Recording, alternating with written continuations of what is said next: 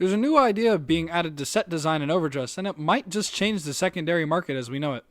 Greetings card fighters, it's Devlin Cassidy, aka The Scholar, and as many as you know, set 10 for standard is dropping in exactly 1 week.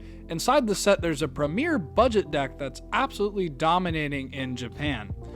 Gandiva, for all of you know, is the deck I'm talking about, and it is the D equivalent for Dungaree, as it's a deck that focuses on the amount of cards inside your bind zone, and gets payoffs equivalent based on the amount of cards inside that zone. And if you hit the magic number of 5, you can give your front row a plus 10k buff inside all of that power level, giving you Persona Ride level powers on your first grade 3 turn.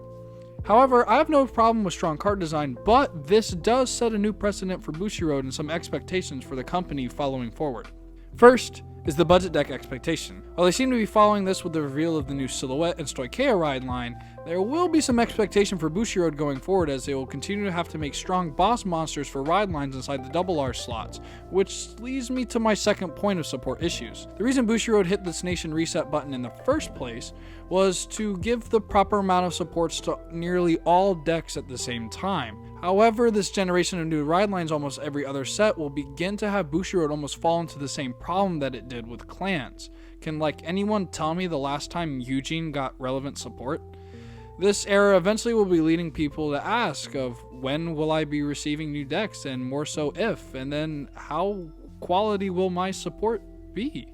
Which segues me into my final concern of the secondary market. As privileged by knowing the metagame in the West before Japan does, Western Vanguard is able to adequately see what best decks the formats are in any format once that set drops in English. However, though, with strong meta picks comes a higher supply and demand, and the demand for Gandiva has been directly equated because set splits for Dragon Empire are higher going forward. And yeah, due to supply and demand, you can bet your whole dollar that Gandiva is going to be a lot more expensive than your average overdressed double R. Again, I have no problem for diversity in sets and the creation of budget decks in any TCG. However, Vanguard's going to fall into the same pitfall problem it had and caused this whole overdress mess to begin with. And they should really stop while they're ahead. But if you enjoy this type of content, please support me by shopping with Kingslayer cards and use the code SCHOLAR and save 5% off on your checkout and all on your budget nation splits going forward.